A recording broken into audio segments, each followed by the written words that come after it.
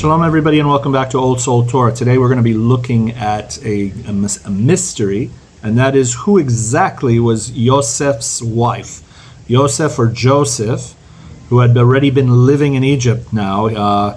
As you know, his brothers turned against him. He was sold as a slave to Egypt. He was accused of a crime, was sent to jail, and had done some time in the Egyptian prison, and established for himself a reputation as a person who can interpret dreams. He was given a shot to interpret some of Pharaoh's dreams because of the reputation he had, and he interpreted Pharaoh's dreams, and Pharaoh was more than impressed.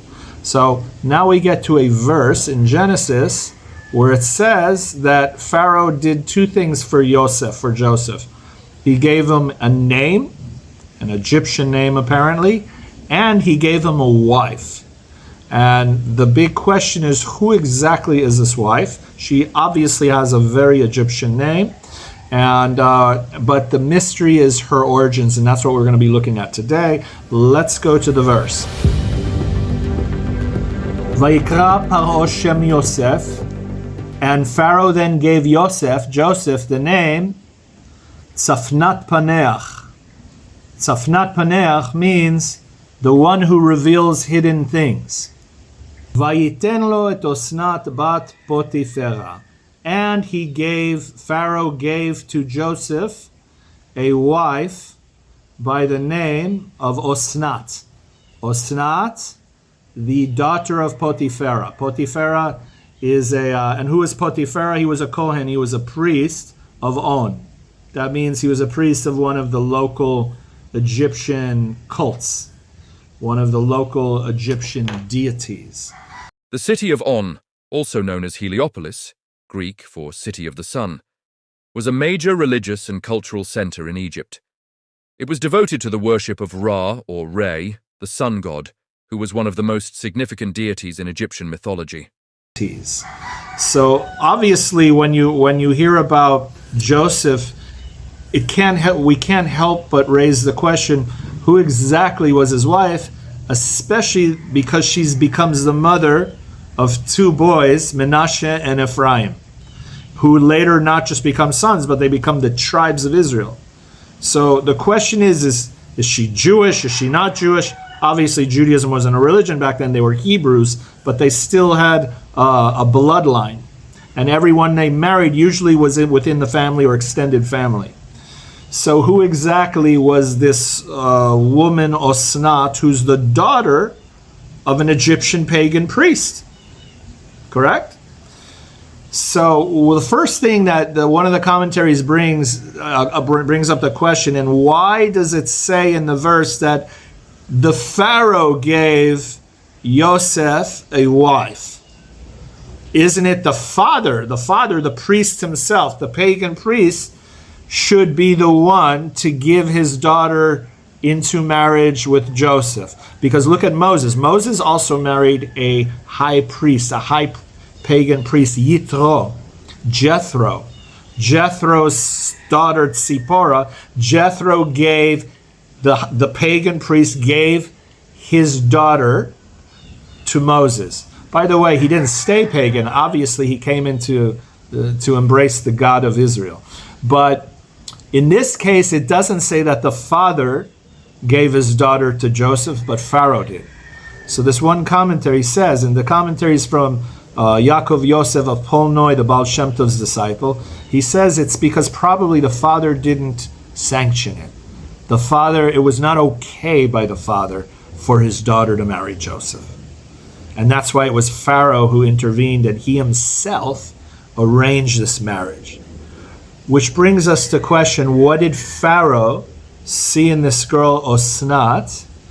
I don't know how to pronounce the English. I'm sorry, I'm pronouncing the Hebrew Osnat. Azaneth, I don't know how you pronounce it in English, but what was it that the Pharaoh saw? Because he already gave Joseph the name, the one who reveals hidden things.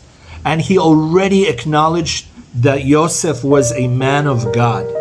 The way in which Joseph explained the dream pleased Pharaoh and all his servants.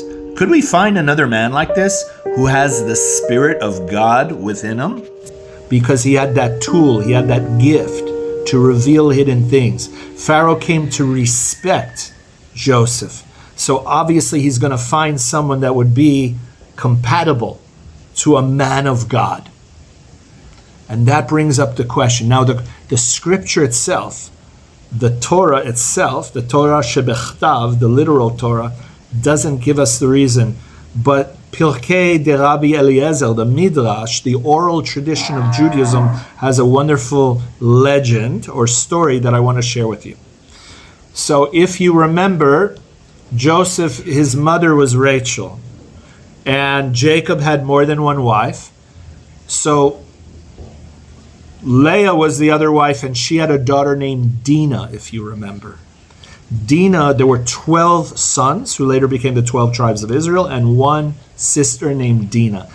The famous story about Dinah in the Torah is the rape of Dinah, which I want you to look at my other videos. I do not believe this was a rape. This was just premarital sex that went wrong. This was a consensual relationship that went too far. And the brothers, just like today, until this day in the Middle East, they have honor killing. When you dishonor the family, you know, in some of the Arabic cultures, they kill the daughter.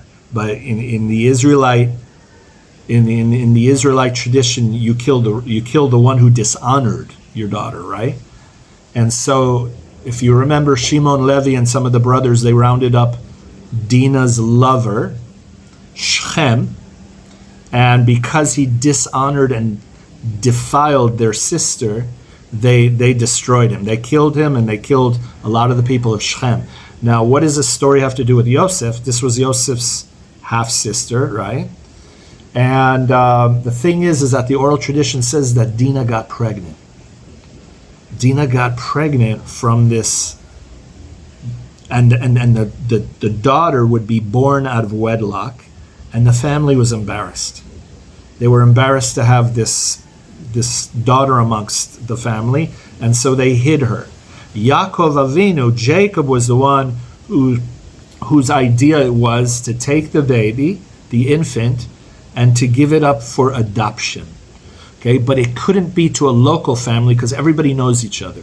In that region, everybody talks, everybody knows each other, and this was an honorable family, Jacob's family. So what they did is, the Midrash says that the angel maneuvered things, the angel Gabriel, so somehow this infant Dinah, Osnat, the daughter of Dinah and Shechem, she somehow got adopted into a high-class aristocratic family in Egypt, the family of a high priest, Potiphar, right? It's not the same Potiphar as the earlier incident with Joseph. Potiphar is a title of someone who is from the elite class.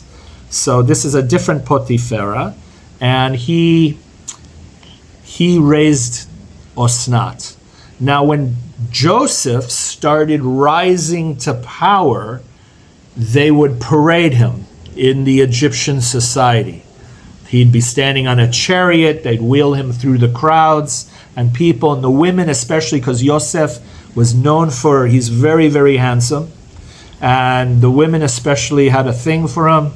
They would, in his presence, they would melt, right? So they're all throwing flowers at Joseph, and Osnat is now a woman that is not so far from the age of Joseph, right? And so she doesn't have any flowers to throw to Joseph, so she throws her amulet.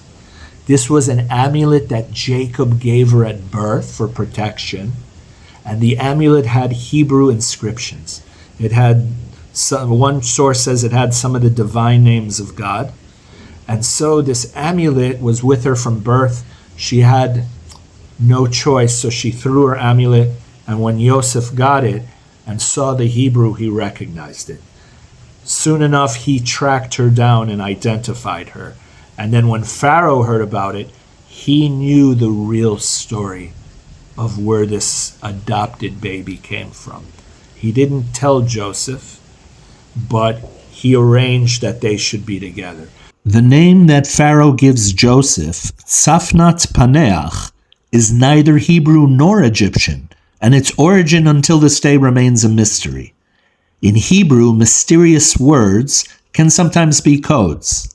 One way to decipher them is through gematria, or Hebrew numerology. Remember, the Hebrew language was also a numerical system as well as a linguistic system. Tzafnat has a numerical value of 620, the same as the Hebrew word keter, which means crown. The crown is the portal to the higher one. Paneach equals 208, which matches the Hebrew phrase, hu min hamlucha. He is from a royal line.